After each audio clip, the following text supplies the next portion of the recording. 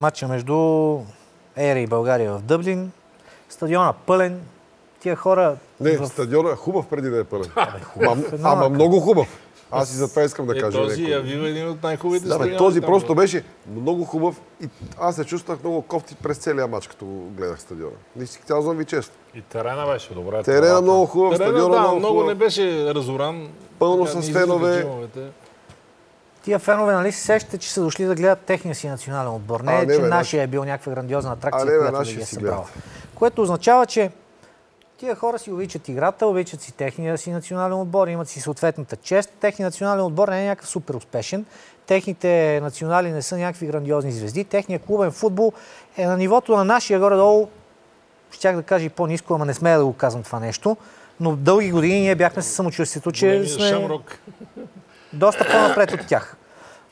И въпреки това националният им отбор се радва ето на такава успеваемост, посещаемост и популярност. Докато нашите стигнаха до там, че в момента да бъдат завуалирано хвалени или по никакъв начин не хулени от това, че паднахме два пъти, но минимално. От това, че два пъти вкарахме по един гол, но въпреки това паднахме. От това, че общо взето до толкова сме смъкнали нивото, че това вече ни се струва сравнително поносимо, защото не сме паднали 0-5, както се случи с Северна Ирландия. Да, факт е, че България и Ирландия са горе-долу, сега да не се изложим, като население, според мен са идентични. Еднакви, да, плюс-минус, малко едва ли. Нашата България на територия е по-голяма със сигурност. Да, според мен като население сме еднакви, грубо казано. На нашия матч имаше 5000, 6 айде, техния 40 000. 40 ма имаше близо 900 българи. Да. Тук говорим за съвсем друга култура, бе. Ама добре. На тяхното си първенство, което тя говори прав, не е много по-различно от тази. Може би наистина е малко по-слабо дори. Едва ли имат празна седалка на мачове. Последните години доста се затруднява, като играем с... Да, на техните стадиони в клубовете едва ли има празна седалка всеки уикенд. При нас има по 100 човека на стадион. Това си е култура. Не. Напротив. На техното първенство наистина посещаемостта е много ниска. Ниска ли? Не знам, не съм гледал. Предполагам, тези хора си обичат играта. Ти какъв футбол гледаш, ако не гледаш ирландско първенство? Но факт, че ето разликата основната, че техният национален отбор събира страшно много публика, гордост е да играе, да го гледат. Има ентусиазъм, събирателен образ на ирландския футбол е, публиката застава зад него, нещо, което ние отдавна вече сигурно над 20 години при нас няма такова единение между публика, фенове и отбор. И в крайна сметка това е едно от основните разковничета на проблема при българския футбол. И особено когато говорим за националния отбор, отдръпването, рязкото, идентифицирането от страна на феновете към нашия национален отбор. Той вече няма онази притегателна сила, която би трябвало да има всеки един национален отбор. Това е най-логичното нещо на света, но... Нашия пратеник на радиото в Дъблин, Валерий Станков, вчера разказваше в ефир, че почти всеки фен на стадион е бил с шалче, който е направил специално за този мач. Те пише Ирландия и България. Възпоменателен шал, да. Почти. Хората отиват, пият бира, купуват си сувенири. За това обаче ти си купил шала, за да влезеш с него. Не да мъкнеш някакво шалче, някакво знаме там да извадиш от мазето. Бизнеса върви, с кефим го... Събитието само по себе си е празник, както ние клиширано сме свикнали да говорим, ма за тях си е наистина празник, който ще си помнат. Да. Неделен ден вечер. И билети от 50 евро нагоре. Не е чак такава голяма разлика в стандарт. За тях, между другото, това също е висока много пари са, казвам го. Много пари са и за тях това. Много пари. Но видяхме резултат. 40 000. Аз си признавам, нали, вие често ме подигравате тук до някъде и с основание, че съм вечен оптимист.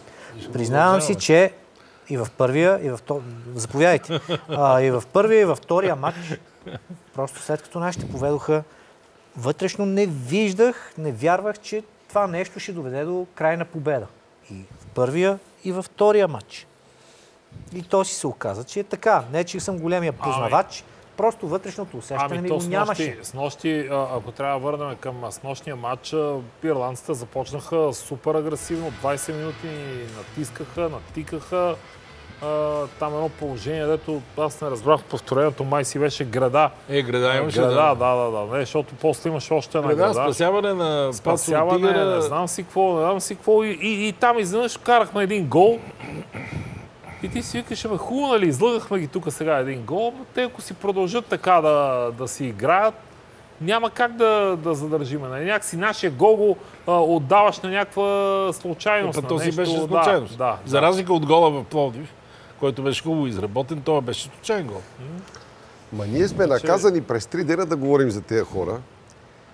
Виждам, че някои други колеги от телевизии се опитват да гледат позитивно, да търсят позитивно, да ни убеждават, че нещо се случва. Абсолютно нищо не се случва. От 10 години, от 20 години си едно и също. Следващия път да те успокоя. Когато ще говорим, ще бъда след матча с Испания. Така че... Абсолютно едно и също се случва всеки път. Не, тогава няма да се случва. Въртим си някакви кръгчета, стоиме си в дупката. Защо изобщо? Какво да търсим и трябва да се лъжиме тук, да обясняваме, че нещо ни по-зле, ни по-добре. Еднакво зле си от много години. Който и да е треньор, които и да са футболистите. Това е продукта на българския футбол. Трябва да правим някакви страшно тежки анализи. Какво е променил Илян Илиев? Колко промени Кръстаич, Ясен Петров и Питак имаше някакви проблясти 2-3 пъти. Извъртяха се 500 футболисти. Куцо Кьорова и Сакатов в този отбор. Едно и също е продукцията абсолютно всеки път. И така си продължава, защото няма причина да се промени към по-добро. За мен има някои детайли разлики. И аз ви казах какво е моето мнение преди да влезем в студиото. Чакаме да се случи изобщо. Разликите са това, че през годините при определени треньори имаше футболисти, ако тръгна да се връщам 20 на години назад, както каза ти, имаше доста по-добри футболисти при определени треньори, които обаче в даден момент не бяха достатъчно мотивирани или бяха разочаровани или бяха в конфликт с съответните треньори и се лигавеха в дадени моменти. Сега при Илян Илиев това нещо го няма. Нямаме някакви звезди, обаче се опитват, дават каквото могат, играят каквото могат. Същото. Но резултатът е същия. Същото е, това е накрая. Аз си падаме, пак сме си същата трагедия посредствена. Лошото е, че в по-скорошни времена, преди да дойде Илян Илиев, пак имаше треньори, при които отчетливо същите тия, не чак толкова висша класа футболисти, имаха моменти, в които играеха едно към Гьотере. 5 от 35, ама 41. И затова това са разлики в детайлите. Кой ще е треньора? Големия проблем е системата отново. Извинявам се, ако говорим прекалено общо, но ние си го повтаряме това нещо от толкова години. Не бе, напротив, Явка. Ние говорим, само извинявай, че отваряме една скоба. Ние говорим и наистина се опитвам, не че сме ние, но опитваме се да погледнем по-глобално, защо, причини, такова. А сега иначе най-лесното е какво сега? Да седнем и 20 минути да анализираме вчерашния матч. И да обясним, че кой къде преста била, какво било това, там, с какви пасове сме, такова, каква схема, бе, глупости на търкалета, бе. Тук трябва да търсиме проблема и наистина... Забележи проблема. В този матч просто не виждах в кой момент български футболист в атака ще надбяга ирландски футболист. Не се виждаше как български футболист в атака ще излъже ирландски футболист, как ще го надскочи за някоя висока топка. Да, епизодично се случваше. Което означава, че нашите футболисти просто не са физически достатъчно добре подготвени. Защо? Както ти каза преди малко, ирландците... На кое са добре подготвени, как каза физически? Добре, и физически, и тактически, и психологически. На технически, на скоростна техника, на какво са добре подготвени? От това е големия проблем. Говориме, че головете на ирландците в първия и втория матч са след фрапантни български грешки. Илян Илиев, пък и предишните треньори ни говорят за самочувствие. Как не можахме да си повярваме. Вчера беше за концентрация. Вчера думата беше концентрация. Ние не можем да сме концентрирани 90 минути. И другата... Що да не можем да сме концентрирани? Какво ни пречи? И другата опорка имало напрежение. Вчера беше, не можем да сме грешки на концентрацията. Няма как да сме концентрирани 95 минути. Час и половина, да не 12 часа този матч. За какво мисли, бе, човек? За някоя таверна солон ли? И тук не е виновен Илян Илиев и неговия щаб. Тук отговорността трябва да падне върху всичките тия хора през годините, които са формирали тия хора, изпълнители, като футболисти и като личности. Защото това нещо се формира в детските, юношеските, подрастващите години. То затова се наричат формиращи години. И тия години ние сме ги изпуснали. Тук най-интересното е, че вкарваме не малко идва този продукт. Вече вкарваме не малко футболисти, които са родени и израснали в чужбина. Те па не са се докосвали до българските школи и са си на същия хал като другите. С много малко изключение. Виж какво, те като са малцинство тук, тя ги залива тукашната посредственост. Извинявам се, че това го казвам за тия момчета. Те не са виновни. Обаче идва Лукас Петков от Германия. Той дори не говори български. Не може да комуникира добре със своите съотборници. Какво сега? Той ще поведе отбора ли? От Елвесберг, Германия. Кой да го поведе? Само една, тъй като Явор каза отбора, една разлика има. Аз съм съгласен, че друго си е да дишаш немски дюш там, да си израснал такова, но все пак да не забравяме и от какви школи. Аз не знам точно сега. Те едва ли са от школите на Бар Мюнхен, на Борусия, на Мюнхен, Гладбах, където да са от мънички да побеждават, да са свикнали. Сега един играе в Дармщат, който се бори да не изпадне от втора в трета всяко Бундеслига. едно по-малко граче има школа академия в Лукас Петков. Елвесберг. Сега извинявам се, нали... Да бе, това ни централен нападател. Другият ни централен нападател дойде от Австралия. В Австралия ли е? В Нова Зеландия ли? Сега го забравя. Аз не мога да разбера. Олкмант е в Нова Зеландия. Нова Зеландия, и аз мисля, че що му вика, че е в Австралия, аз мисля, че от Нова Зеландия. Сигурно е прекачил през Нова Зеландия. Просто мисля, че играят едно първенство, както е... Да, играе в първенството на Австралия, да. Викаме си футболист от Нова Зеландия да дойде да поиграе. Вместо да си натурализираме Сангаре. И да ги... И да ги мачкаме. Тръгнали от Нова Каледония, ще викнем някой ден някой. Пълна трагедия е положението. Каквото и си говорим, то си е пълна трагедия. Уестърн Сити, Лондон да си играе Божидар Краев, Олкланд беше по-рано, така че малко да се стегнем. Нищо не се променя. Просто ми си пълна трагедия. Ние може да си говорим така до други ден. Абсолютно нищо не се променя. Няма да се промени и с друг наставник. Защото обаче, няма да се промени с друг наставник. Но това не значи, че неяснотата около настоящия наставник трябва да продължава. Защото това само ни показва несериозността на положението във всяко едно ниво. На положение, позицията на националния селекционер, положение и повикваните в националния отбор, положение организацията в Футболния съюз, в Футболната лига, ако щете организацията за полета, кой ще присъства на полета, кой няма присъства, защото една от основните теми в навечерието на матча беше Караиванов, кой го свалил от самолета.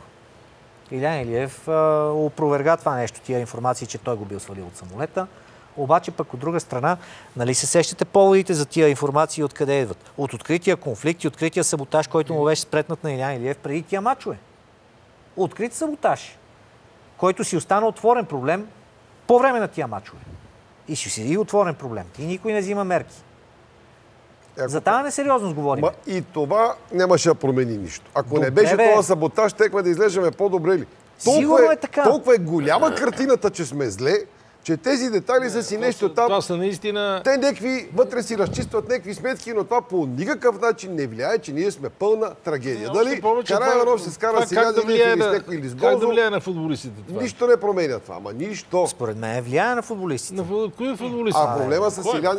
На Лукас Петков влияе конфликта между Караиванов и на Валю Антов, че го гледам отзад на снимка. Да. Какво го дрема? Тия си в Кремонези и си играе. Защо? Виж сега, като отиваш на едно място, секунда, като отиваш на едно място, което е пропито с несериозност, няма как да не ти влияе. Искаш да се махнеш колкото може по-бързо тук и да си се върнеш в Кремонези. Когато националният отбор беше нещо съвсем различно, знаеш, когато националният отбор беше чест да те викнат там, когато в националния отбор ходатайстваха, за да вкарат футболисти. Сега няма смисъл дори от това.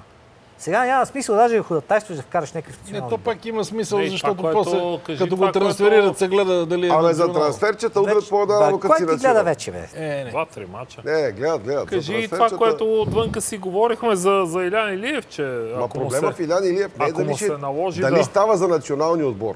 По всички са убедени, че Илян Илиев е отличен треньор и да си остава национал. Проблема е, че той едновременно е на Черно море. Точно това е проблема. От това дойде проблема. Илян самия би трябвало да е наясно. Никой не поставя под съмнение треньорските умения на Илян Илиев. Той е, слава Богу, от малкото доказани български треньори.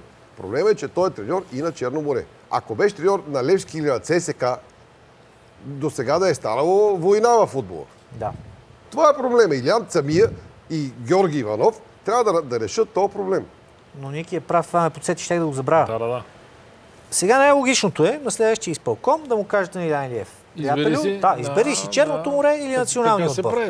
И най-голямото унижение за националния отбор е, че най-логичният избор, според всички нас, за Илян Илиев е да си избере Черно море. Естествено. Което е такава обида за състоянието на националния отбор. Защото кога през историята някой можете да си представите, че би го предпочел това нещо. А сега всички бихме го разбрали или Илиев, ако го предпочете. Националният селекционер на България по футбол е бил институция винаги, бе. Отбор също е бил институция. Отбор вече е ясно. Сега всеки би си избрал, защото иначе какво? Идва на есен ще дойдат да ни ошляпат испанци, турци, грузинци, кой ни хванат, кой за какво и ти си викаш, аз да си... Испанците не бяха много сигурни. Аз имах чувство, че те се колебаят дали да бият Холандия с Дуспи, за да не дойдат на България. Така че явно бяха притеснени. Но накрая викат, там тяхна публика, Валенсия, дай да биеме. Аз обаче имам друга теория. Испанците се напънаха да бият, за да дойдат тук, не за друго, а защото искат да посетят тази атракция на националния стадион Васил Левски. Защо? Да видят последния останал стар стадион в Европа? Не. Нека да не забравяме, че националният стадион Васил Левски седи на декора на Ел Чирингито. И всяка вечер, когато има, те дават този стадион. И хората искат да дойдат на тая реликва да се снимат. Така че ще имат тази... Ама ако БФС реши да е там матч, обаче. Да, между другото, къде ще е матча с Испания, който е на 4 септември? 4 или 4 септември? 4. Защото за тези дати, Ники знае най-добре от нас.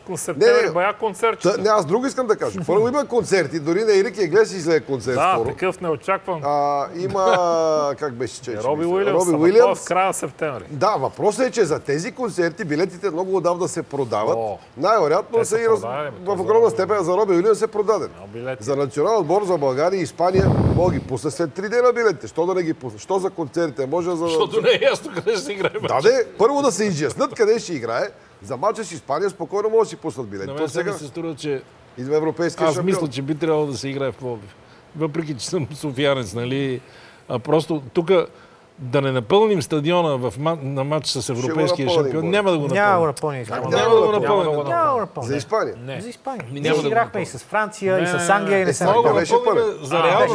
За Реал Мадрид, за Барселона мога да го напълним. За испанския национален отбор няма да го напълним. 25 хиляди прекусили. Толкова. 30 да кажем. Айде, 30 няма да е пълно. Защото сега има звезди във вихара си, където са... Аз мисля за звездите на Испания. За Ламин Ямал и Уилямс и компания ще го напълним в стадиона. Има си момчета, където хората искат да... Това Педри, това... За Педри, Гави и такива стига. Гави и другите от Барселона. За тия ли няма го напълним? Те само от Барселона, там други няма. Ще е зверска срамота. От Арсенал идват хора са, не забравяй. Кой? Кой от Арсенал? Поне двама. Айде, после за загадките ще ги оставя да си помислиш кои са. Сега. Ето ви съпоставка.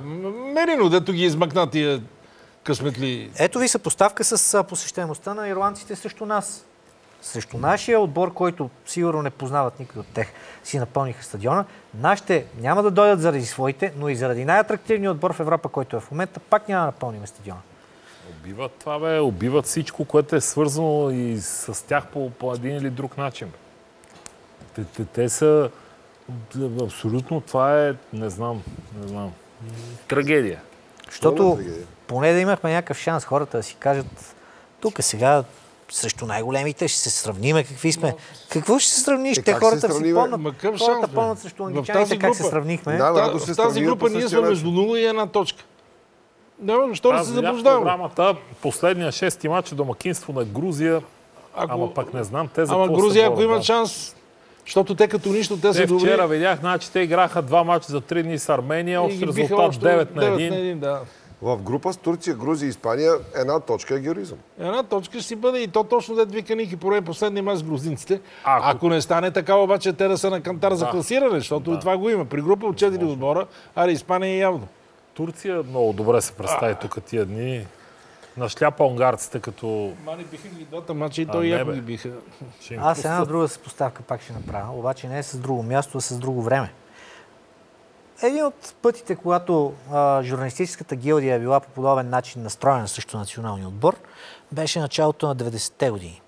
И тогава, след подобни критики, заслужени, незаслужени, плюнки, това Любо Пенев какво вика? Я да ви пробвам вас на малки вратички, щом толкова знаете. Което означава какво? Обиден от критиките, възмутен, държаш да докаже, че всичките тия неща са незаслужени. Сегашните, знаеш ли какво? Единственото, което ще направят, е да се смутат допълнително от тия приказки, където и говорим.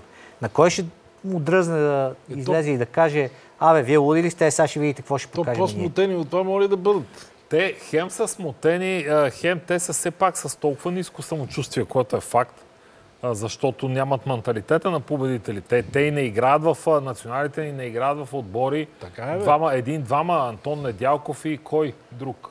Нали, Айде Десполов, че мина през Лудогорец 3 години. Айде Десполов стана шампион на Гърция. Айде. Окей, да, добре. Двама-трима, това е, които са през Лудогорец, които стават шампиони. Иначе другите, те нямат менталитета на победите. Тях критиките те ги приемат по-скоро, навеждат глава и това си заслужаваме. И те не са виновни, отново казват, те не са виновни тия момчета за това. Тогава, като ги критикуваха така наречената пеневачета, изброй кой къде играеше, и те си викат: вие ли че ни критикувате? Даже хубав пример на Явора, аз ще ви кажа, че има други примери. Томито може би да помни. Значи, след като играхме на световното 74-та, ние имахме един така доста сериозен отлив доста години. Не можеше да се класираме за финали на европейско, на световно първенство, но бяхме по дяволите, както се каза, равностойни на големите отбори. Примерно за Аржентина, ние бяхме на един гол в Париж, ако бяхме вкарали, щяхме ние да се класираме. Или пък преди това Бонев, ако беше вкарал дуспата... Бонев, ако беше вкарал дуспата, да. То тогава просто това променеше нещата. Бяхме на един гол, да една дуспа. И после си спомням, даже имаше точно един такъв период. Той беше, другия пък такъв беше точно след световното в Мексико 86-та до 90-91. Тогава имаше един спад на националния отбор. Но тогава пак като се сета какви футболисти играеха, направихме някакво повече 2-2 създания, то ги ругахме, тук не знам какво здание. Тогава дали го споменахме в петък мач, че трябваше ни Хикс с Шотландия, за да се класираме за пръв път на европейско. Тогава бяхме 87-та. И това беше, но пак не може да има и грам съмнение за какви футболисти е ставало дума тогава и сега. А като каза 84-та за европейското, доколкото знам, за един гол там в Сплит с югославяните не се класираме. Това беше Баба Рада. Това не го напомня. Това не го напомня. Ама виждаш какво е? Не се класираме, ама сме за... И като детски спомена. Какво сме изживяли на това? Може би никой не съм си ядосвал повече за национално. Квартала се бехме събрали през сладкарица Урвичи, Кин Урвички, Подрума. 2 часа сме се жавали ученици и бехме ревахме със сълзи. Хората в днешно време, по-младите, не могат да си представят. Футболистите на националния отбор в момента не могат да си представят каква класа е била Югославия по това време. За други казваш на един гол, тук бяхме на един пас. На един пас, да. Ако щеш, вярвай, тогава... 90-та минута на мача. Тогава се събрахме квартала пред сладкарица да си жалваме. Нема Фейсбук, нема Вайбър, е така, всеки му е писал и излезал от къщи. Да отидеме на европейско с 8 отбора. С 8 отбора. Да. Това е много важно. Топ 8 на Европа. Четвърт финал реално сега в момента. И тогава викаш: Борен изпада, самочувствието спада. Не, мисълта ми е, че тогава търпеха много критики, но все пак там имаше футболисти, които могат да очакваш нещо да бъде. Примерно на този мач с това нападението ни беше Гибонес, Стойчо Младенов. Сега от всякъде погледнат. С кой да ги сравняваш с тях? Моля ти се. Като имаш предвид, че те, знаеш, че и двамата нямаха късмет, да бъдат в това поколение, което беше в щатите. Гибона и Стойчо Младенов в атак. Хубаво, играха в Мексико 86. Играха, но той самия отбор като цяло в Мексико там имаше и други. И подготвителните ни мачове тогава са срещу Бразилия и Аржентина. Това вече звучи в толкова минало свършено време. Сега говорим за две различни държави. Говорим за реакциите тук. За два различни народа говорим все едно. Това все едно то се е случило и никога няма да се повтори. Никой не вярва, че може да го доближим. Не е там четвърто място и просто от лято е само за него да си говори. За тези другите мачове ние не можем да си мечтаем. Толкова е далече всичко това. И онези така дърпат, че ние наистина изглежда, че никога няма да ги стигнем. Което е изключително потискаща мисъл, никога. По-потискащото е, че аз мога да ви дам примери от доста по-модерно време. Как пак през призмата на младите. Мартин Камбуров какво означава? Мартин Камбуров, голмайстор на цялата история на група, че Мартин Камбуров не можеше да пробие в националния отбор за европейското 2004-та, защото играеха Бербатов, Божинов и кой още напред? Мартин Камбуров. Емил Гаргоров не можеше да пробие като хората в националния отбор. Преди 20 години. Ама говориме във времената, когато уж националния отбор започна да тръгва надолу. Сега такива футболисти, дето не могат да пробият. Сега говориме за играчи, дето Викнал ли го е някой, пуснал ли го е някой, няма значение. Цялата футболна система изглежда абсолютно предала се. Национал сега. Нищо по-лесно няма от това. Да. Системата на българския футбол ни съобщава, че се е предала. Тя изглежда безпомощна, дори да започне пътя обратно нагоре. Тя изглежда примирена, безпомощна, дигнали са бялото знае и като ми това е положението. Край. Ясно ли сте, че в националния отбор викат футболисти, които ще направи 5 мача без смяна в първа лига и той е готов за националния. В първа лига просто. Разбираш, няма значение в кой отбор. Няма амбиции, няма абсолютно нищо. Системата е приключила курса, тя вегетира. Така да мине. Сега, че дойде Испания, ясно. Това ни е най-дългия, Борото каза, за такива периоди на суша без класиране, но сега безспорно живееме в най-продължителния период. Колко става? 22 години. Аз казах при предишни такива случаи. От 2004-та, даже може да увеличиме, тъй като едва ли се класира на световното в тази група. Съвсем спокойно мога да е добре, защото сигурно се класираме на другата европейска. 25 години ги брои, без да се класираме и то в условия, в които класирането стана доста по-лесно. Класират се по сумата отбори. Единствено може да се класираме, ако УЕФА реши всички отбори членки на УЕФА да участват на европейското. Някъде четох скоро за някаква идея драстична за двойно увеличаване. Ние балканско първенство направим, пак няма да се класираме. Къде се класираш ли на балканско? Кой ще бием на балканското първенство? Само ние си издали. Ще се класираме първо. Чак сега балканско, колко 7-8 държави тук. Знам Югославия, на колко още трябва да се разпадне, за да...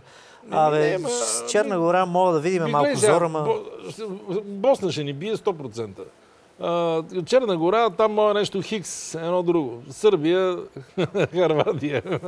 Тия ги остави. Румъния. Айде, някой ще каже сега с сърбите, като се срещнахме, направихме Косово ги изпускам, да. И като вземеш и турците и гърците, къде сме ние? Къде сме ние?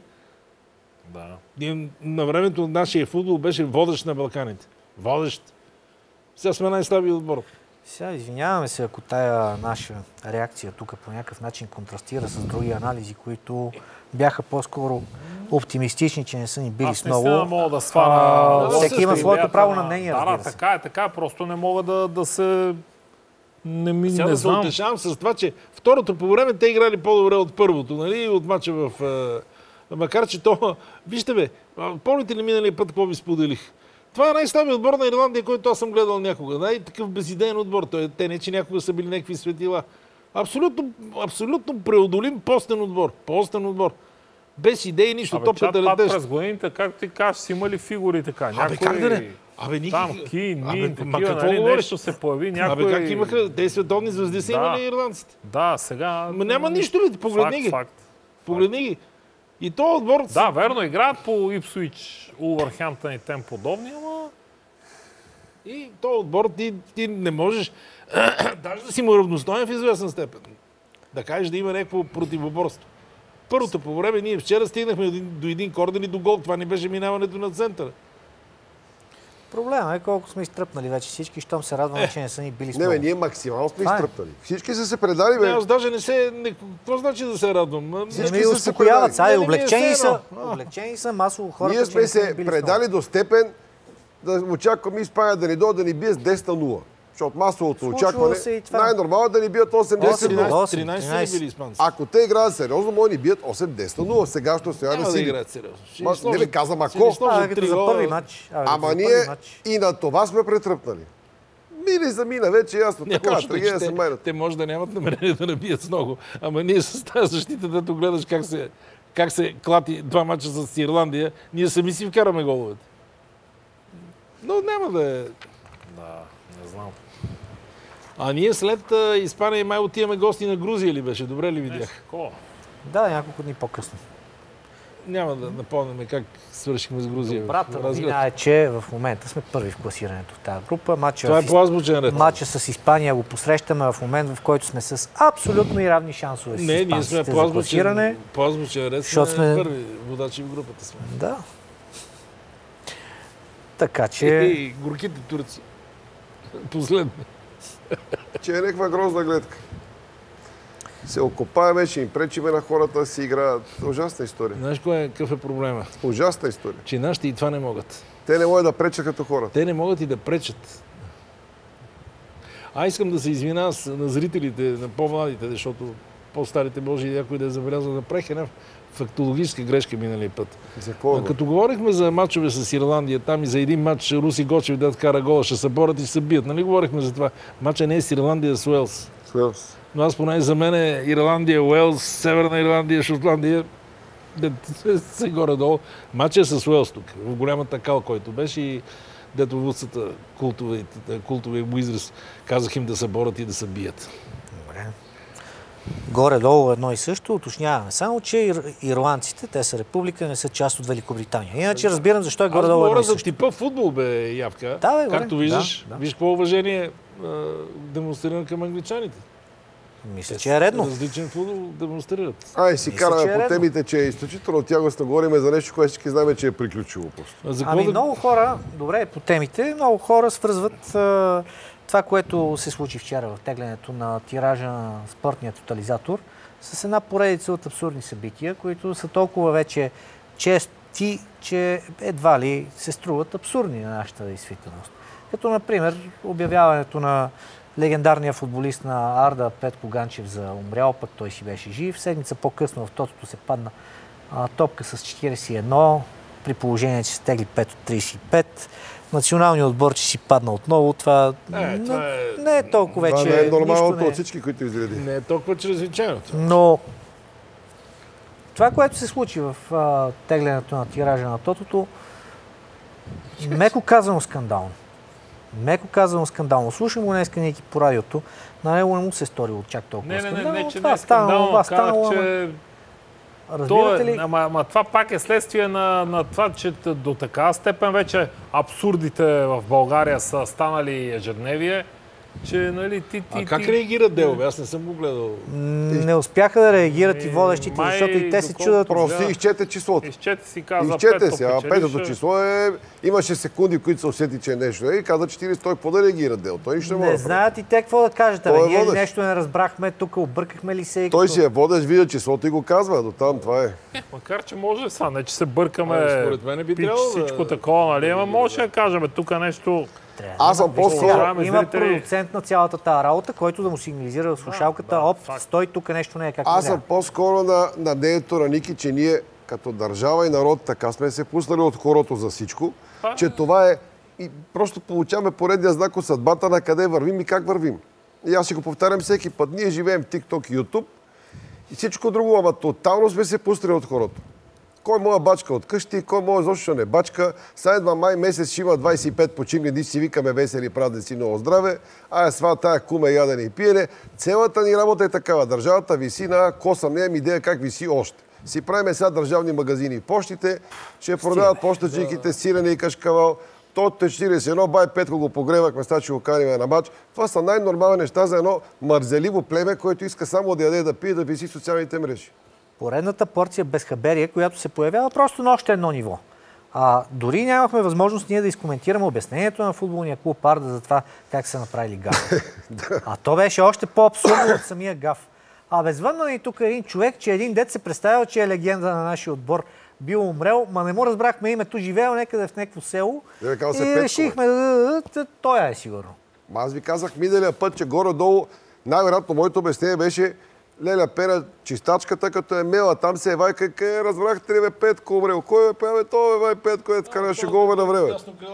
Не, беше крилце на времето, аз като бех млада. И там някой се е разтърчал, казва, бързо правиме тук. И да му направим една минута мълчание, че беше голем футболист. Горе-долу, най-вероятно нещо подобно се е случило. Толкова е голем, че не знаем кой е. Никога. Баба се е вайкала, там мале Петко умрел, кой Петко е това? Иначе, връщайки се към тото, само да припомня, тъй като не знам, явно някакви други събития са били тогава, които отместиха вниманието преди 3-4 седмици, имаше също голям гаф.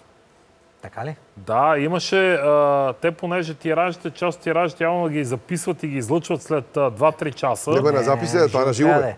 На живо нещо пуснаха за половин минута как се теглят 3-4 числа, спряха излъчването и след 2 часа го пуснаха и ги пуснаха как на живо се прави. На живо. Някаква репетиция сега. Нещо, да знам, някаква репетиция, те после излезаха. Имаше преди седмици. Един от конкретните проблеми, който идва с това 41 е, че от тук нататък много трудно ще убедим хората, които участват редовно в тия игри, че щом комисията, която е гарант за прозрачността на всичко, е допуснала такъв грандиозен гаф, тая комисия не може да допусне дали ще е гаф или ще е нарочно, нещо друго да се случи, когато са големите джакпоти. Примерно, топчета с определени номерации просто отсъстват. В тази урна, където се джуркат топчетата, как ще разбереш ти по телевизията колко са? Дали са 49 или са 45, примерно 40. 41. Може да си излезе 38. Примерно никой не може да го разбере. И всякакви подобни схеми, как ще убедиш хората, че тези схеми не са наистина реални? Защо? Защото едно време, поне да си спомням, вие си спомняте по-добре от мене, като започне тотото. Комисията е съставена от Пешо, Генчо, Минчо. Колко съм теглил тото по телевизията? Сега топките се изсипват. Колко са? Ето ги, виждате, 49. Изсипваме ги, пускаме въздуха да се джуркат. И идва, кой си ти казва, няма как с този горещ въздух тия топки да... Преди въздуха да ги джурка, всичко се правеше на ръка. С една манивелка, сфера. Това виждал ли си го? Спомням си го така. Не. И въртат. Я да видим какво падна тук 3. И върти, пак и така беше на времето. После стана модерно вече. След случката и с профилигата и жребия, отива голям проблем с всеки топки, от които трябваше да произлезе я жреби и я тото. Имаме някакъв проблем генерален със сериозно отношение към нещата изобщо и работа. Отново нашите хора, които са на теорията на конспирациите, когато се теглеше жребия за първенството, който той не надминат. Защото не мога да му стъпи на малкия пръст. Мисля, че нищо не може да... Това е не знам. Просто до едно време така си го пускам да се развесела. Легендарен случай просто. И сега се проявил министъра, който наредил. Уволняваме шефа на тотото, уволняваме комисии. Това. Влиза прокуратурата, ще разследва. Толкова колко разследваха Боби Михайлов, толкова ще разследват сега и в тото. Ще разследват така някой... пошилка къде я дигат? Байчо там неделя е ударил 3 ръки, братче, и объркал, сигурно пуснал. И чак в обращението на министъра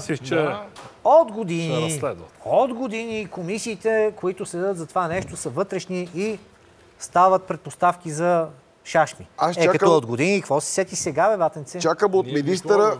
Тъй като го теглихме тотото, винаги имаше един председател на комисията и един представител на телевизията на БНТ. Обикновено беше някой от организаторите, от директорите на продукцията и още един някакъв независим член. Винаги тия тримата си бяха вътре, нали?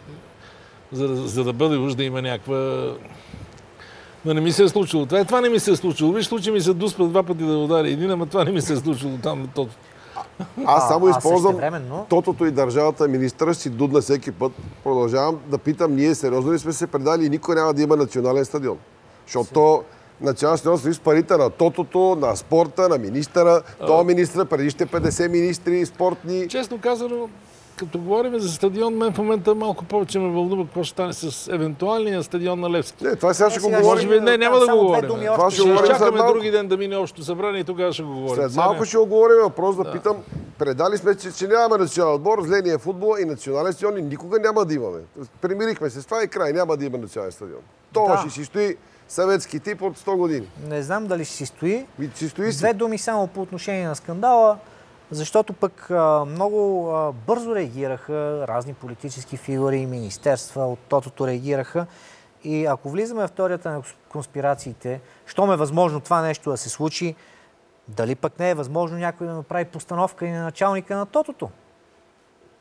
За да могат да го сменят по този начин. Може да разбира се, що да не може. То дори е много някакси близко до това е другата версия. И ако това е възможно, смятайте колко възможни неща страната на неограничените възможности. Това явка е другата версия. Едната е нашата сник и другата абсолютно достоверие да се му направи постановка и да го изчи, както го изчиткаха веднага. И пак на ръба, понеже пета топка, ми ако беше до 35 и не мога да стане за верата. Ще трябва другия път пак да профи. И той е много с бели конци. Днеска слушах един експерт по новините, мисля, че на BTV беше. Той казва, за различните тегления топките са различен цвят. Те просто затова не трябвало да са жълти топки въобще. И на никой да не му направи впечатление. Айде, ние сме зрители. Кой гледа, кой жуми, кой не смята. Ама, тия са специалисти там. Едните топки са червени, други са жълти, трети са лилави. Само да ти кажа, че тотото винаги е много мека част от баниста на всяко правителство. Като се направи правителството и спортното министерство, голямата битка е кой на коя партия, ако е коалиция, ще е шефа на тотото. Защото там са едни много готини, много милиони. Ма първата битка, след въпроса кой е спортен министър, е кой ще сложиме шеф на тотото. Защото там почват едни джакпоти да падат в едни части на България едни и същи, редовно и така нататък. Както в новите съседи. И обикновено, като дойдат нови избори се... Кмета беше спечелил 3 пъти от удария до себе година. Ако се заговори, че пада правителството ще има служебно, пада и джакпота веднага след това, преди да е служебно. Дебелшки джакпот падна тия дни. Само още едно изречение. Днес аз много съм далеч от тази тема. Така, чета си, изяпам си Фейсбука и видях, че имаше избори за шеф на БОК, които се оспорват. Да бе, и това трябва И само прочетох, че една от жалбите срещу избора е от страна на генералния секретар, който е организатор на изборите. Нали? Опитах се 3 пъти да прочета дали няма някаква правописна грен нещо. И водеща събрание. Да. Нали, това е да си пуснеш жалба срещу нещо, което ти си го организирал и водил. БФС-то не става ли същото? Много интересно, че Весела Лечева... Не говорим за абсурди, нали? Просто го казвам. Весела Лечева е казала, че той изявил желание да остане на тая работа. Съм далеч от... Ама и аз съм далеч. Кой там, към кои е, какво, що. И той фактически... Но да си подадеш жалба срещу собствената. Ние всъщност, Бора, имаше един такъв случай, който коментирахме, ама не е тук за по телевизията. Той си за телевизията, ама не е за по телевизията. Не. Сещаш се. С кое? Един човек, който си беше подал жалба срещу собственото си... Както и да е, не е за по телевизията. Да. Тук говорим за организация, чиято единствена цел е да ушие костюми на олимпийците. Срещу собственото си назначение. Единствената цел е да ушие костюми на олимпийците и да им купи самолети, билети на възможно някаква там най-добра цена. Друго няма БОК като организация. Тя е шивашка фирма и туристическа. Може би не е точно така. И проставато време някаква друга да въвера. Може би не е точно така. Какво правят друго? Тренират спортистите. Но ще има и спортно министерство. И аз така си мислих, докато едни хора, които са по-запознати с тия материи, ме светнаха за други работи. Аз говоря за официалните работи. Официално. Кажи какво официално правят друго. Официално и средства се раздават. Това е друго. Не, чакай. Какво правят? Аз казах реално какво има да свършат. Какво работят, бе? Аз казах какво работят, бе, явка. А те олимпийската ни делегация става толкова малка на всяка олимпиада, че има 20-30 костюма да ушият. И да купа 20-30 билета, Ники мой купи само от телефона, докато пусаме рекламите. Ники ще купи 30 самолетни билета. И се обавяме на нашата служителка да поръчат 20 костюма. Мисля си от професионалната футболна лига. Не консултират поне някои жреби да правят така за първа. Бог съществува за това. Всеки нормален човек може да си купи самолетни билети. Сега иди на шивачка или до мола да купи 20 костюма. Не бе, там. Имат и трета да определят кой е знаменосец. Но това е трудна задача, защото се почва винаги ги сменяме, защото един ще има състезание скоро и така нататък. Бог съществува за това, друго няма. Не бе, всичко е такова, е само... Майтап, бе, майтап. И в борбата някакъв абсурд там, дето... Има едни разкошни младежки олимпиади, едни студентски олимпийски движения. Богатство. И в борбата е някаква драма, дето... Айде да навлизаме. Само чета, че е някаква драма, дето... Там какъв цирк е в борбата? Там е жестоко. Там е нещо страшно, не знам. Ама къде ли не е било? Да, площадите ли не е било? Така че, ли не е било? Как да не излезе номер 41 при всички тия неща? И това е най-естественият... Де се казва 41, добре, може 141 да излезе. И си давате сметка, че това са показните позиции. Това са позициите, които като стане боричкането и по медиите си пише. Във всяка една брънка на тази мрежа, от най-ниското до най-високото стъпало, ако си дадете сметка, че е по този начин, какво да си даваме ние сметка? Ние си го знаем. Аз вече много години съм на този свят. И живея само в тази държава. Ние сме на години и си даваме сметка. За съжаление. Добре. До тук добре. Идеално. При нас е весело. Аз ти казах, имаш детско предаване. Да. Здравейте, дечица, при нас е весело. Малко по-късно ще имаме възможност да коментираме и да прогнозираме мачове най-вече от нашето първенство, мачове от разни европейски първенства и така нататък. Едно класическо дерби предстои между Левски и Ботев Пловдив. Ники, на човек да се чуи за кой да е в този матч направо. Не ви е лесно. Не ви е лесно. По-нататък ще играе ЦСКА с септември. Как да ви помогнем? Кое е по-добре? Ами днес в ефира на радиото нашия колега... Помислете как самия си помогнете, че... Това ни е трудно задача на последно. При нас е много сложно. Нашия колега Валери Станков, който е заклет Ботевич сега, нали? Няма как да се лъжеме. Прогнозира, че Ботев никакъв шанс да спечела точка дори до края на редовния сезон. Така каза Майче, аз го чух. Толкова беше убеден. Викам, Валери... Ние сме били в подобна ситуация и знаем какво е. Там не са се скапали. Да, така прогнозира. Без точка до края на редовния сезон. Да бием в неделя. Да биеме некой най-после. Тия 3 хикса натежаха доста. Да, нема последния го направихме супер хикс. Удържахме го, бавихме играта. С 10 човека остискахме. Жълти картони, обаче удържахме. Петък ще го. Левски може събрание в четвърта. Между другото, петък това ще бъде основната тема според мен и много е любопитно какво стане на това събрание. Той има доста теми ще се разискват там, включително и за стадиона на Левски. Но аз викам да не изпреварваме събитията. Какво стадиона викаш? Гласи се някакъв сериозен проект. Доколкото знам, да, има си вече някаква проектна готовност, ама то според мен нищо не е ясно там, защото първо ги няма основните документи, за да почнат да го правят това нещо. Това, както вие добре знаете, отличен опит. Нали? Тук ще има една година разсождане по канцелариите за семинарите на различни институции. Има ли извадени парите на масата? Много по-бързо става това. Има виза за строеж. Да не бързаме. Айде ще говорим в петък по този въпрос. Сега да не гадаем. Добре, стадиона става с извадени пари. Иначе може да говорим парите, казвам те тия разрешителни за един месец ще ги изкараш. Ами, хубаво да е. Какво пише тук? Феновете на Левски, притежаващи членски карти, избраха какъв да е цвета на втория. Сангаре беше горда резерва днес за състава на Мали. Не ги знам. Играл бе, някой писа в нашите групи тук. В нашите групи 10 минути играл. А колко са пътнали Мали? Боре, сам Мали, брат, чай да ви име. Вижте, не дайте така. И Мали беше категоричен фаворит сега. Тия цар са някакви капачки. Все пак с Сангаре. Цар не играе ли? Ама си играе в Цар. Не играе, беше титуляр Коелипо. Централна Африка, Мали 0-0. Той е играе в Цар. С Сангарето е 0-0. 67-та минута на терен се появява за същия Мустафа Сангаре. И матча завърши логично 0-0 без отбелязани гол. Това, че щом не са вкарали, докато той влезе, как ще вкарат после? Тая голова машина Сангаре се е поял 67-та минута, 0-0 матч. Абе, вижте какво. Не бе, чакай бе, да излиза бе. Как излиза?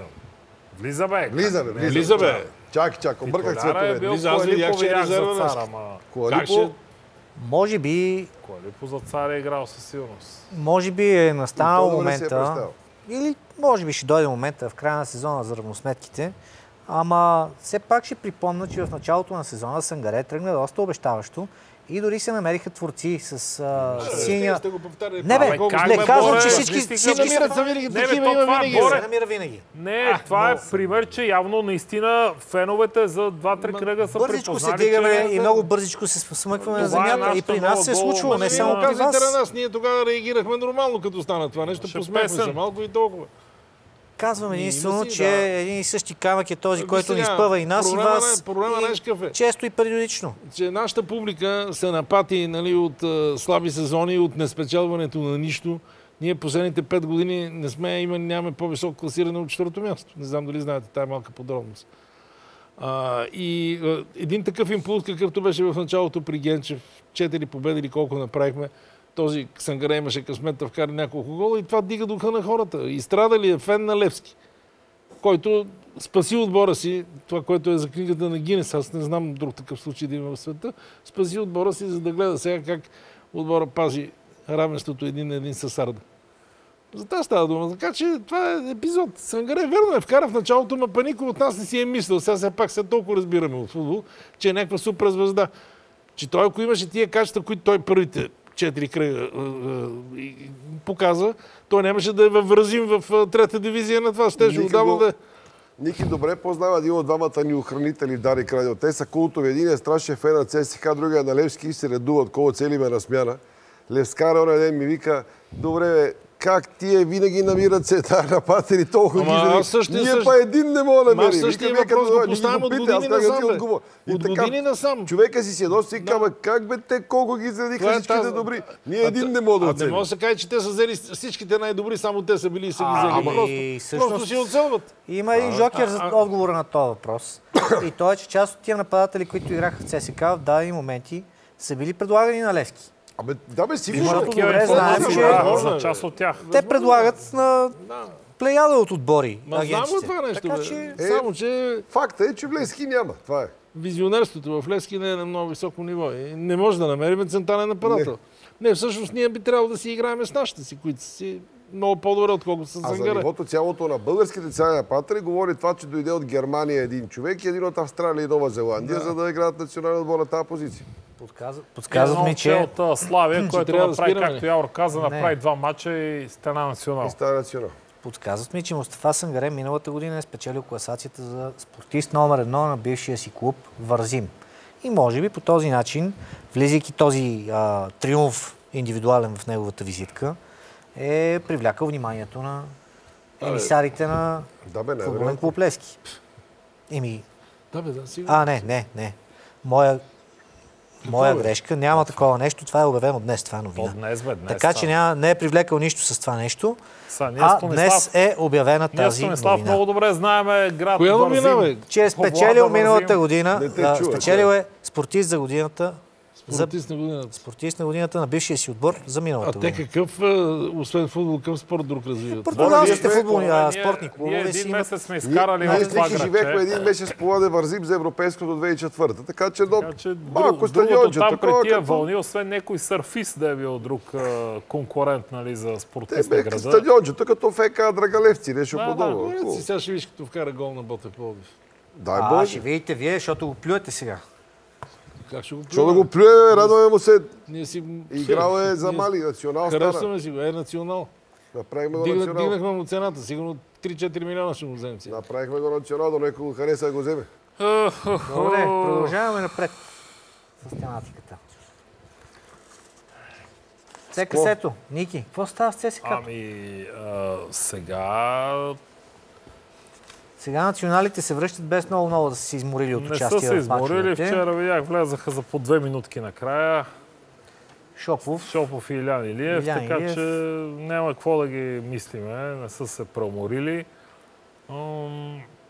Диогеров и той не се е преуморил особено. Сега следва една поредица от 5 мача до края на редовния сезон, която видимо ЦСКА за пръв път ще има 5 мача с отбори зад гърба си в класирането, което просто трябва внимателно да се подходи, да няма някаква бъзикня, подценяване и такива неща. И при добро стечение на обстоятелства ЦСКА наистина може да опита, за мен е важно от много гледни точки, да опита да използва, ако продължи този стрий в Ботев, ЦСКА да е готов да вземе мястото на Ботев в челната четворка, което ще даде много предимство. Говорихме вече чисто емоционално.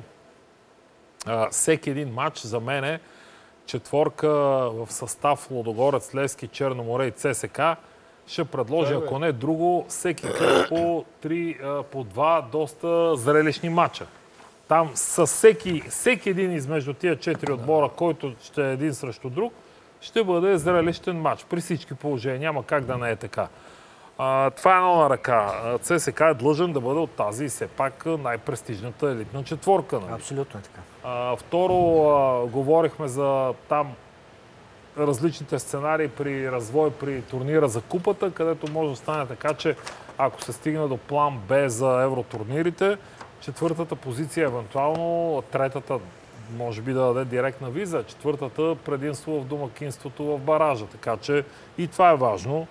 При всички положения ЦСКА трябва да опита. Но опита минава през, според мен, колкото и да звучи така изискващо 5 победи от тия 5 мача. Нищо изискващо не звучи. Да, на фона на сегашния сезон, в който не можем 3 поредни да направим, е изискващо. Но все пак има мачове с Хевър, Ботев, Враца, нали, пак Локо София, които трябва да се вземат, макар примерно Хевър е с нов треньор, знаем кой е. Локо София също. Локо София с нов треньор. Ботев, Враца е с треньор, който би желал да се амбицира и да играе срещу ЦСКА. Ами не е така, Бора. Добре казвам. Би желал да се амбицира и да играе. Да, не е да се докаже точно срещу ЦСКА. Сега... Ботев Враца не го мисли. Мани го това. Другите ги гледа. Те доста... Хубаво, ако искат да Не, ЦСКА няма право да не мисли нито един матч. Абсолютно длъжен е да не подценява никой един съперник. Ники Митов също, така че 4 от 5. Големия Ники Митов. Кой беше петия матч? Не мога да се сета, ама пак е Локо Пловдив, да.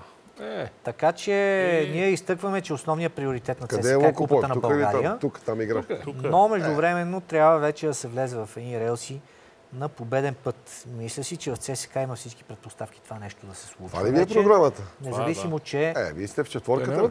Аз от кога съм го казал това нещо? Сега има една друга тънкост, че ние може да сме в четворката, но все пак има едни отбори, които са все още пред нас. Те няма да бият. Арда няма да бие 5 пъти. Добре, те не е нужно да бие 5 пъти. Има и още едно условие, което пред нас. Може в неделя па Ботев Пловдив да вземе да ни изненада и да стане статуквото. Пълно възможно. Може, що да не може, бе? Защото това, което си говорим за ЦСКА, зависи от това Ботев да пада. Нали ти е казал днес, забележете, мисля, че 6 точки трябва да се наваксват. Кой знаеш, че Ботев трябва почти да губят преди му. Демек, ние трябва да биеме, за вас е по-добре, така ли? Забележете никога не е по-добре за те Хлевски да бие, бе. Какви глупости питаш пъти? Преди началото на пролетния полусезон, очакванията тук бяха, че участие на ЦСКА в четворката е почти невъзможно, граничещо с илюзията. Сега ние виждаме, че е възможно и математически, и теоретически, и практически. Обаче това не повишава някакво особено добро чувство сред привържениците на ЦСКА, защото те не са видяли своя отбор да прогресира особено. Това е големия проблем. Другите могат да си лакатушат. Идеята е ЦСКА да прогресира. И затова ви казвам, ние място в четворката е да вземем добре, може. Ма на края на сезона трябва да се види имало ли една поредица от положителни резултати, от положителни игри, от прогрес под ръководството на треньора и тогава да гледаме вече какво се случва. В този смисъл и аспект финална серия плей-оф с тези отбори, с Черноморе, Левски и Лудогорец, защото не вярвам някой от... за Черноморе най-вече не вярвам да излезе от четворката, но вече мачове с тези отбори ще докажат има ли го този прогрес. Защото те вече са мерило. А иначе ако ЦСКА си остане във втората четворка и да изиграе 6 мача Сарда, Бероя или там Славия, ако влезе който такова, не са мерило, поне за мен, дали има прогрес. И би било някаква евентуална подготовка, такава подходяща, за евентуален следващ сезон в Европа. Защото ще играеш с отбори, където са, нали? Да. Крем в България. Всеки матч ти е дерби. Така че и тук прехвърляме към постоянните ни наши призиви за смяна на формата на първенството, за увеличаване на конкуренция и така нататък. Концерти няма през май, нали, Ники? Има. Да не се отжува 2 мача. Има. Чакай, има... Финала на капките. Челевски и ЦСКА, ако се трескат 2 мача май месец. Ще стане... Браво! Чудесно! Купона ще е пълен. Финала на капките, който е няколко дни преди финала за купата, така че... Иначе преди матч с септември за ЦСКА предстои, поне за привържениците на ЦСКА, предстои едно интересно събитие. И това ние контрола не играхме, нали? Не, никой не игра контрола. Що не играх? Никой не игра. И те не игра, никой не игра. И аз съм викам съвсем го удариха. ЦСКА колко 11 национали, де да знам. Сега... Той ние имаме национали. Да, факт е, може да използваш другите. Може да се изиграе. И аз между другото се очудих. Не, че отбора е достигнал такава висша степен на обиграност, нали? Да няма нужда от контрола. Почиват си, беха пуснати. Повечето отбори уикенда почиват, умориха се. Нека си почиват. Интересното събитие е това, че спортният директор Пауло Нога ще сподели първите си впечатления от ЦСКА и българския футбол и визията си за това какво мисли да прави в ЦСКА и как да се вдигне нивото на организацията и просперитета на този футболен клуб. Това е наистина много интересно, защото отдавна чакахме да се случи. Предполагам, че след като мина цял един месец от неговото назначаване, това е пресконференция, която е подготвена достатъчно дълго, за да може този човек да не говори празни приказки и само ще видим, аз не съм запознат. Така че тук важно. Друго, което е организирано за привържениците на ЦСКА е готино, защото е с благотворителна цел. Има един благотворителен квиз, състезание на футболна тематика, което се предвижда да се проведе в срядата в една столична кръчма. Кръчма. Не звучи добре кръчма. Пъб. Бар. Спортен бар. Спортен бар, който е с достатъчно голям капацитет. И може да... Кръчма не мога да разбера, но що му казват? Сега по-модерно му да се изразиме. Вие ще ходите ли? Да, ние с Ники мислим да отидем. Идете ги бийте, бе. Ти знаеш какви играчи има? Знам. Има такива читанки, енциклопедии, така че защо пък да не се поконкурираме малко с тях? И ще е готино. Със сигурност ще е готино, защото това нещо е и с благотворителен характер. Само едно уточнение, че с Хебър сме играли, играхме. Нямаме матч с Хебър. С Крумовград, пардон. С Крумовград последния кръг, редовното първенство. Грешка. 5 отбора зад ЦСКА. Да, добре, кажи ги още един път и да приключим темата. Във втората част на предстадиона в различна конфигурация сме този път 3-5-2. 3-5-2. Влизаме в любимата ни схема. Да. Ще ви видим в трима в защита ли ще играем или с трима в нападение. Избирайте, в зависимост от това какви въпроси ви се паднат от нашите зрители. Понякога могат да са много коварни, да ви поставят в положението на българския национален отбор срещу защитата на националния отбор. Не знам този тризъбец, който ще оформите вие в нападение, какво ще направи. Така че давайте да не философстваме, да започваме с първия въпрос. Кой е той? Гледаме сега.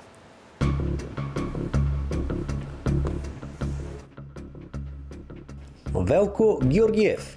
Кой е играча с червено-черно, чието лице се вижда? Аз сетих. Как се казваш? Юли Ненов ли? Юли Петков. Юли Петков, да. Юли Петков, точно така, браво. Бързо успяхте да се сетите.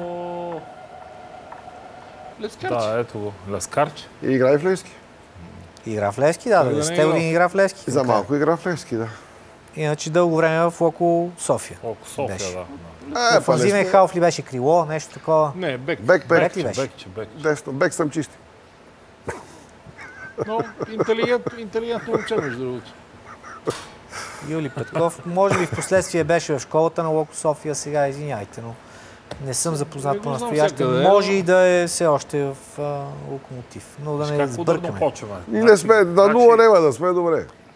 Тази загадка сега не беше от много сложни. Юли Петков по едно време беше, може и да стигне до националния отбор. Може и да е бил проекто национал, може и до националния отбор. Той беше младежки национал. Младежки със сигурност. Да. Той мисля, че точно тогава Левски го взех. Може би игра ония финал за купата 98, когато ни бихте 5-0. Нищо чудно да игра тогава. Много е далече това.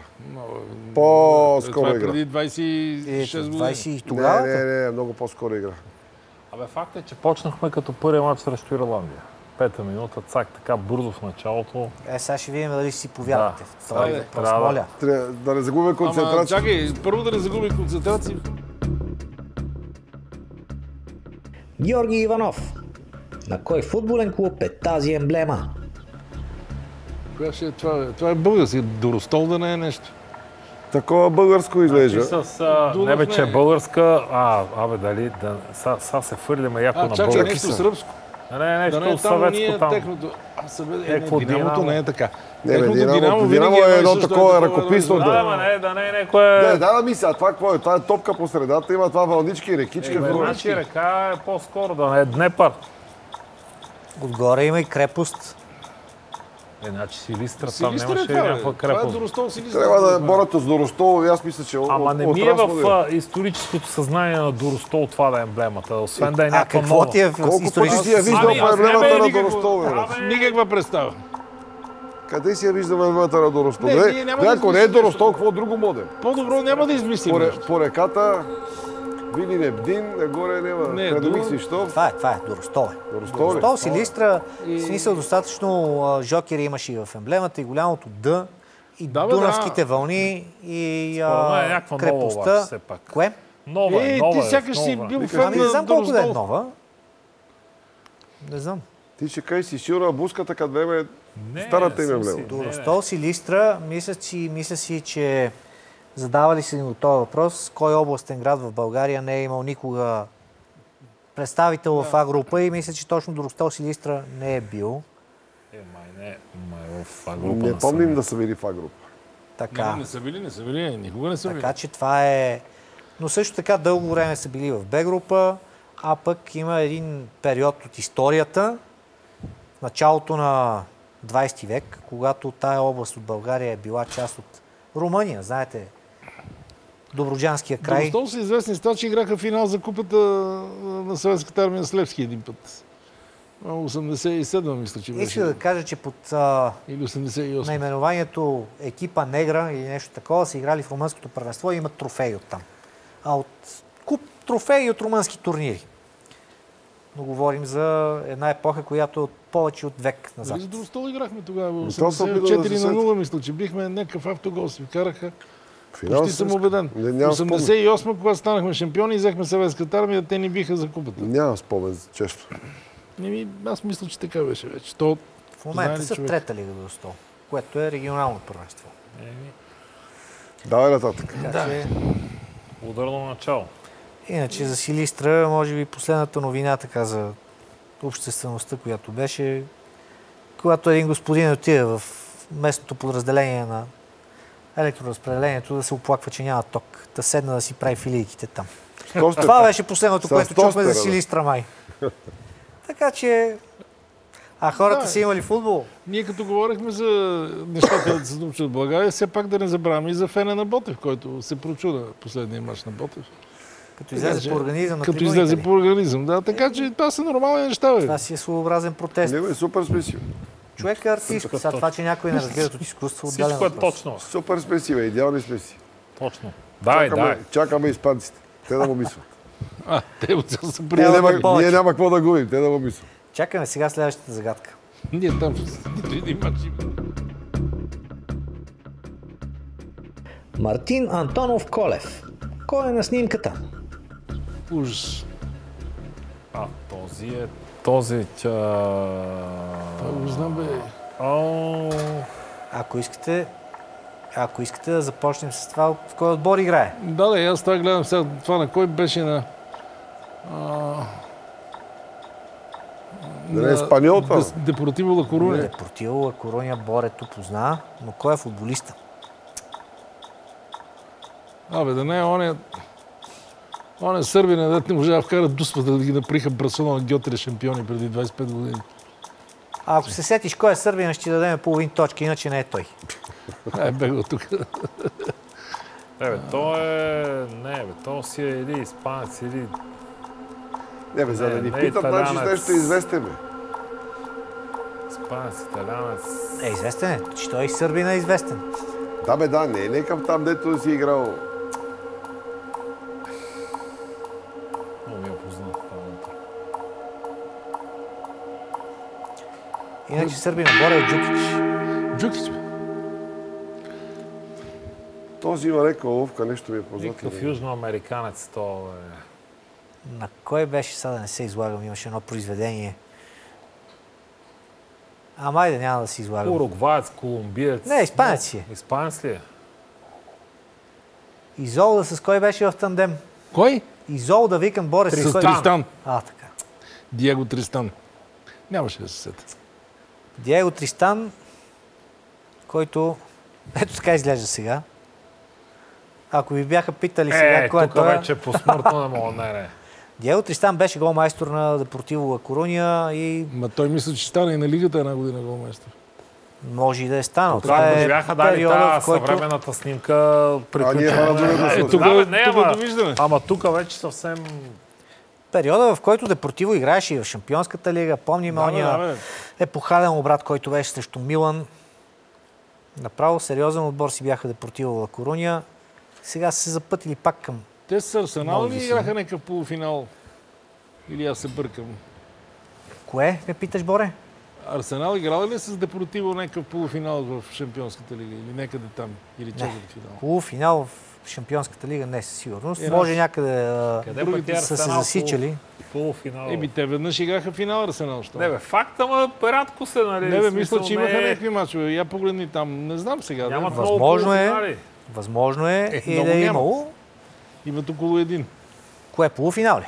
Не, финал. Финал е един. В полуфиналите са повече. 2-3. Но... И тази година един, ако направят. Се направят, ама... Виж сега, Арсенал дали ще направи полуфинал тази година е въпрос на нещо, което ще видим. Но това не съм сигурен, че позицията, от която в момента се изказва специално за шампионска лига, конкретно за този сезон е най-подходящата. Но по Ливърпул направи финал за Мики Маус, което не може да се отрече. Иначе Диего Тристан е бил голмайстор на Ла Лига, сезон 2001-2002. Много добре си спомняш ти, Боре. Сега е време за следващата загадка. Само, че не го познах.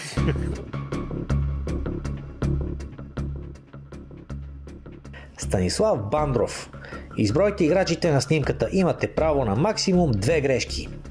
Дай да почваме от горе ляво. Айде, Боре, горе ляво. Гибона. Илия Вълф.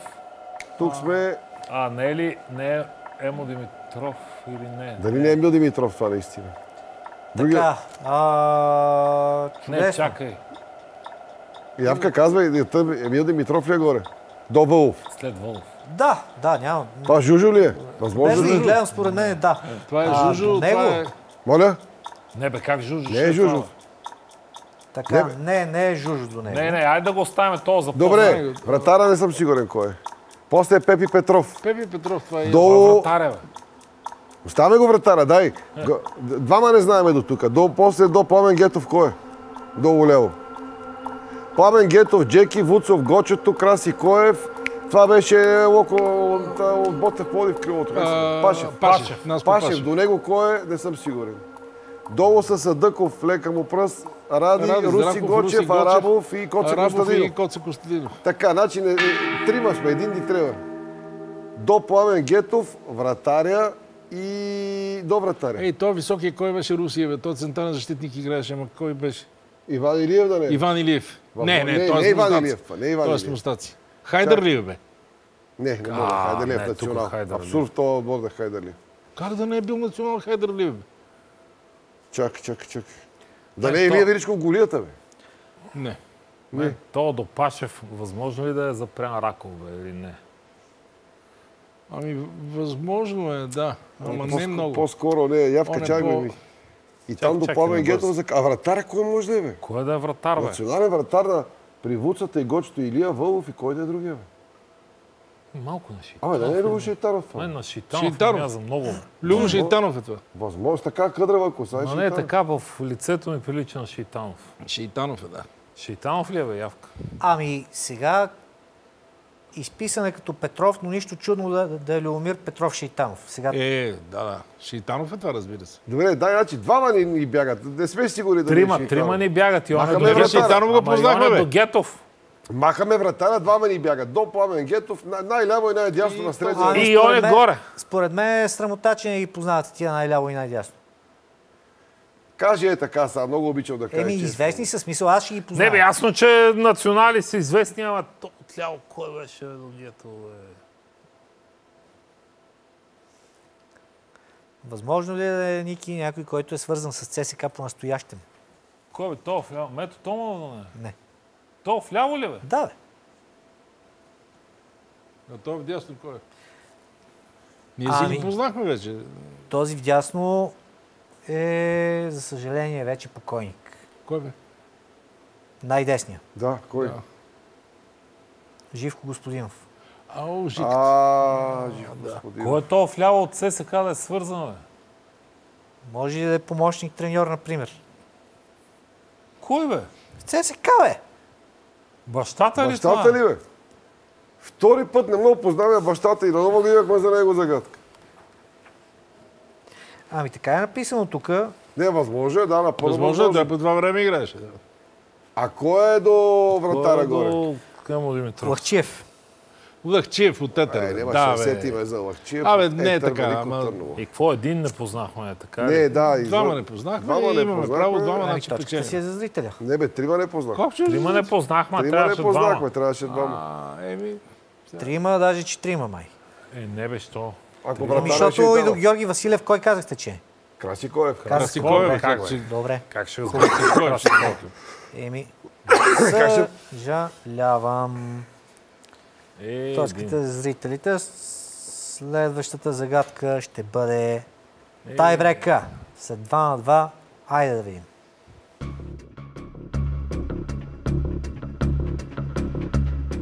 Пламен Вълев пита: на финала за Купата на България през 2006 година ЦСКА победи Черно море с 3-1. Кои бяха другите два полуфиналиста в турнира? Левски беше единият, Черно море би Левски.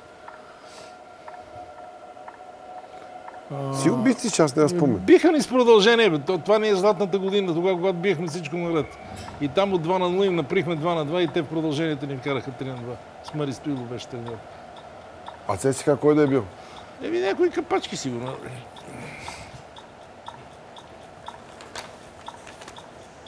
Как ще помня? Ето, вие кажете. Аз си казах. Да кажа. Не Николайчо. Аз казах. Черно море, тогава 2006-та. От 2-0, 3-2 ли си ни обърна? Само ще кажа, че не е верен отговор това. Кое е моето ли? Да. Аз не се няма спомен. Те са ни били, значи, на четвърт финала ни биха. Да, те на четвърт финал ни биха. Къде се биете вие в полуфиналите? Не бе. Кой го казва? Айде ми стиг. Трябва да сме коректни. Левски е рекордьор по най-много спечелени купи, така че не е много уместна и тази забележка. Нали знаем, че не се броят тия неща. Левски, когато е най-добре. Тия купички. Аре бе, Ники. Славия ли да сме били... Не сме били Славия, не знаете явно. Не знаем, няма смисъл. Ако искате да се позамотаме малко, обаче... Много труден въпрос. Не знаем какво се мотам. Не бе, Левски падна от Черно море, значи на четвърт финала.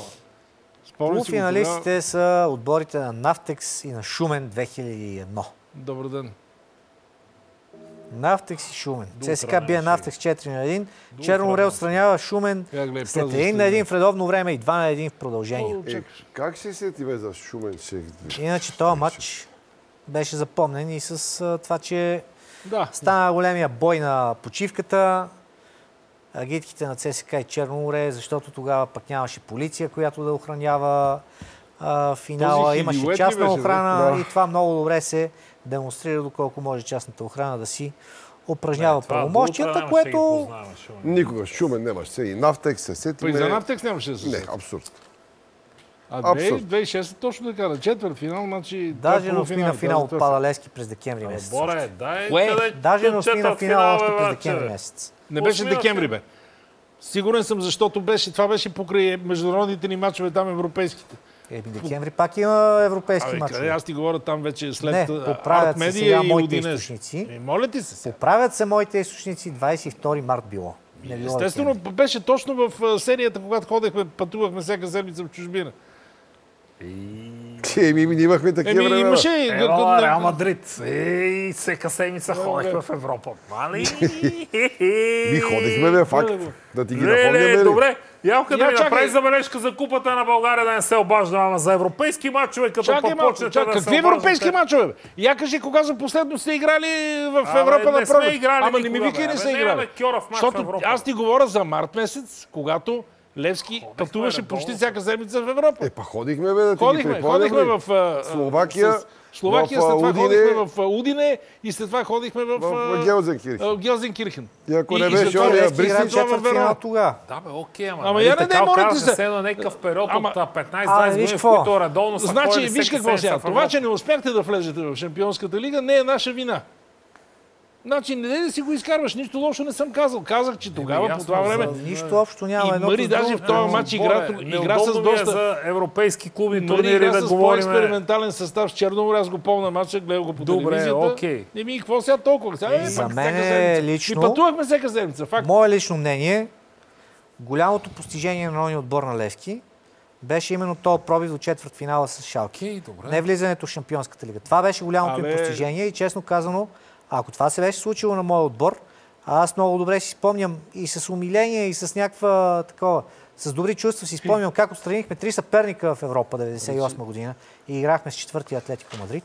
Пак това, ако се беше случило на ЦСКА, не ме интересува Артмедия или е Запорожие, щех да си се радвам и да си го ползвам като отправна точка за европейско постижение. Да ви кажа, що си говорим в модерните времена, проби до четвъртфинал в Европа си е някакво да кажем. Гледайте допълнително видеосъдържание от предстадиона онлайн само на сайта maxsport.life.